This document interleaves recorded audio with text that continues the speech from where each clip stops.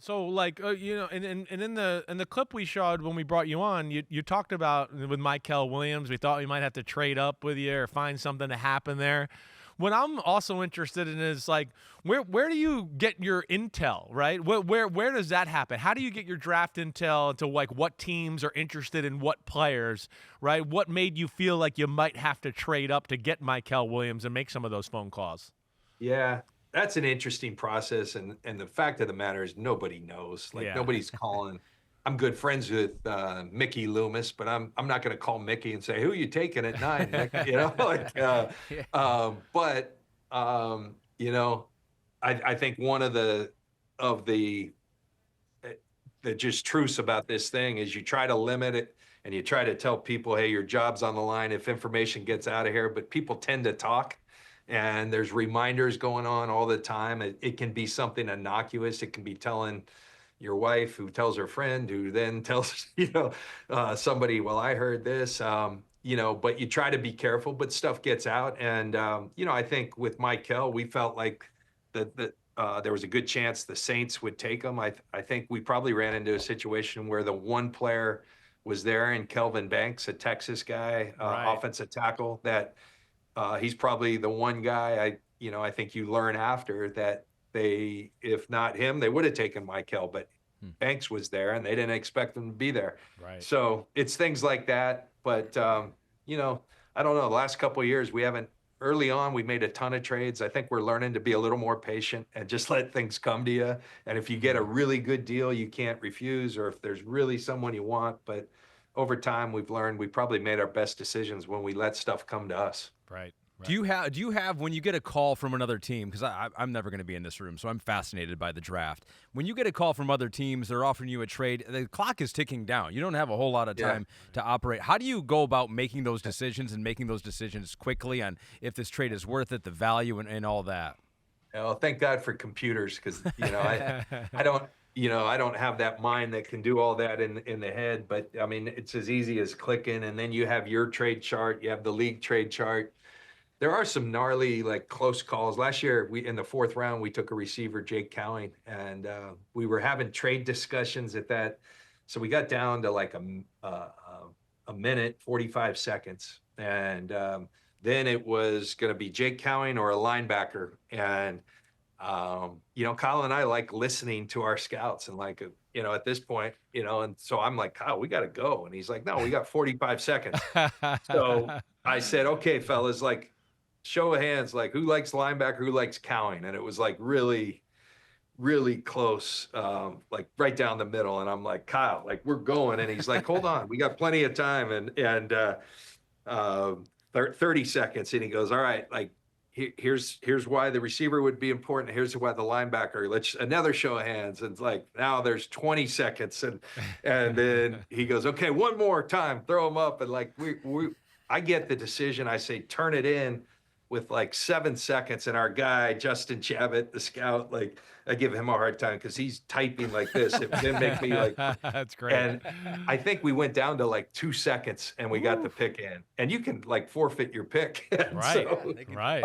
that was the closest call we've ever had. So that was a little hairy. And it's hard. I'm much more comfortable now.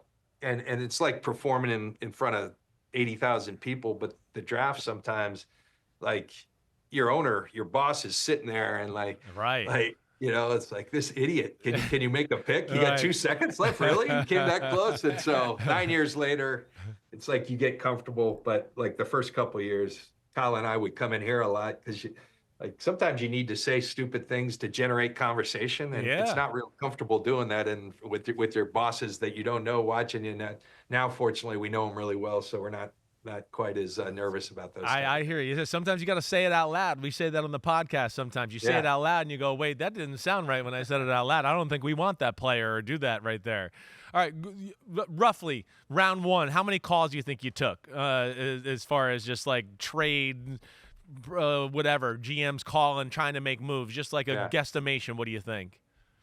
Probably like, on draft day, probably like 8 to 10. Okay. Okay. But I think, when I first got in 9 years ago, trades weren't like as common as they are now. There's kind of this new breed of GMs. Um, our first year, I don't want to say I didn't know what I was doing, but we were really active trading and like just going for it. And like, we like that player, let's go get him. And, fortunately we had people that kind of kept us, but I would say now because the league is trading more, a lot of the stuff goes into setting it up the week before. Hey, just know that we may be wanting to come up to 11. So, and then you kind of say, okay, send over what you would do. So I can tell you like, okay, we wouldn't entertain that. Like you're going to have to improve this part of it. We're interested in more this year because sometimes people are saying next year. Right. So you do a lot of like work to set it up, and then that happens. Like those early second round picks are really coveted, because the first round has happened. People can sleep on it, reassess their boards. And so there's always a lot of activity for those. And then like the draft breaks out, and then it's like all hell breaks loose, and you're getting calls from everywhere. It's actually really, really fun. I bet it is. I can't imagine. It's probably a totally different adrenaline rush compared to playing, but still like very equal in a lot of ways as far as what it brings to you that way. All right, like I don't want to keep you too long. We've had you here for 40 minutes. You good for like 2 or 3 more questions? Sure. You sure? I'm good. All right. Yeah. One right off the bat of just kind of what you said, like a little bit of like, you're talking about Kyle going back and forth with players. How about the NIL? We've heard like love of football has become more of a tiebreaker with teams this year now because of that. Would you say that holds true in your organization and some of the conversations you guys had? I would tell you, I think it came from me playing for 15 years. If you listen to my Hall of Fame speech, it's one of the things I talked about. What makes football so great? When we did that vision statement when we first got here 9 years ago, the first thing it says under 49er spirit, football passion, do they love it? Right. So that's been something right at the top of our list forever. And the reason being, I know how difficult it is. There's nothing easy about the NFL. It's hard, and it hurts, and like it's tough. And so you can't have people. I've maybe, Chris and Ahmed, been around 3 or 4 players that didn't really love football, but they loved something else. They loved money. They loved women, or, and felt like that could help them get that. But typically, like down to 99.9%, you better love it. You better love something that it provides for you. Because it's really, really difficult. And that's why it brings people so close together. It's why it brings fans. I think they see that. Players certainly do. So, but yeah, with NIL, like one interesting thing, we went up to Oregon this year as a staff. A bunch of us did. And I was fascinated with that coach up there, Dan Lanning. Yeah. Now he's got a pretty good setup with Phil Knight, but like everyone's complaining about NIL. He's telling me how great it is. And he's I think he's an optimist, which I tend to be. And, one of the things he said to me is, John, I think like you got to change your perspective because everyone's complaining about this thing. But I think one thing you guys should value is that you get to see how guys are going to handle money, because usually those pitfalls, some guys, that's what is their downfall. They get this money. They don't know how to handle themselves. They're out every night, or they have stress because people are calling them asking for money, or they made a bad investment.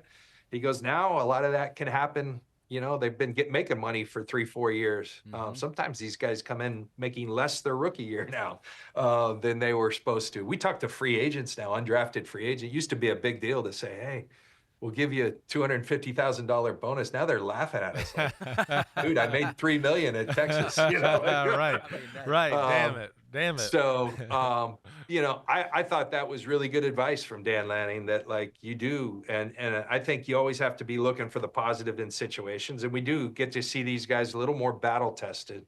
Okay, they've had the things that come with success. How are they going to handle it? Yeah. That's interesting. That's the first time I've heard anyone bring it that way, actually. Well, Chris, we were talking about it before you were on, John, and you were talking about the quarterbacks and and you're wondering if you see it some more in the quarterbacks where you get the more sense of entitlement, like we've arrived before you've actually arrived. We saw some quarterbacks fall in the draft. Yeah, more Quinn than Ewers is specifically who we were talking about. That might be a position specifically, John. I don't know, that you can see what money and what fame and what you're the guy means to a college quarterback. Yeah. Yeah, it's different. I mean, I remember talking to one coach who said, what I love about this guy, he's such a great leader. In fact, he takes his receivers every year and his linemen on this, like NFL quarterbacks who take their guys on retreats. And I'm like, wait, sometimes I'm a little slow. I'm like, wait, how's he do that? Oh yeah, he makes $4 million a year. So it's a different world. It sure is. And you can sit back, complain about it, or you can say, hey, it's the way it is, and we got to make the best of it and embrace it. And that's what we've kind of decided to do with a little assist from Dan Lanning. Yeah. Well, all right. I don't want to keep you anymore. I don't. You've been so generous. I want to ask one question on the way out the door, right? I got to, as a journalist for NBC here, ask you about Brock Purdy and just where that stands, right? And where we are as far as that going here through the offseason and kind of when you might expect something to get done. Yeah, I can tell you, we've made it a practice not to talk about negotiations, and that goes way back to when I was playing. I felt like that was my business, and I didn't want the world knowing it. So I've always been very sensitive to that. Yeah. But what I will tell you, can tell you, is we're having really good, positive discussions. When it gets done, I'm not sure. Hope sooner rather than later, but hope is not a strategy. So we're making progress. We've had good discussions. I'm looking out here because our players are starting to arrive for their day of work. Brock's out there and doing a tremendous job, as all our players. After a year like that, it was important, and Kyle did a great job saying, guys, when we built this thing, when we had our success, we had 99% of our guys here in the off season. It's voluntary. We can't make you come. Right. But man, it'd be cool if everybody came, and we had I think everybody but one player here when we kicked off this year. So we've got a motivated, focused team. It's kind of fun being we didn't win, the Super Bowl in the past, but I think we've always been a team that people have put up there. Hey, this is the favorite. Now we get to sit back and maybe hunt a little as opposed to being the hunted. And I like that. I like having a little doubt. little bit of pissed off in our, a little doubt. And that's a good thing for us. And our guys are responding as such. Definitely. We joked a few weeks ago going, they don't even have a full 22 starters on their team yet, right? But I know this crew out there, you're chippy as hell. I know Shanahan's chippy as hell. And I know you guys are going to be a force to be reckoned with, and you've done a lot of good things. And all you got to do, and I know I sound like a homer or whatever, but yeah, the culture that you've created with Kyle, it is special out there. All you got to do is go out there to a practice and see how much guys love flying around the football field, doing that type of stuff. And I think that's a credit to you and Kyle and what you've done there, John. And I appreciate you coming on and kind of sharing the behind the scenes stories of how an NFL team works, man. I appreciate it a lot. Yo, homies, what's up? Thanks for watching Chris Simms Unbuttoned. And just because the weather's warm, doesn't mean football ain't still on our brains right here. We are still working, so smash that subscribe button. We got all the training camp news, preseason news, everything up until kickoff night. Thanks for watching. And again, remember to hit that subscribe button. Peace out, homies.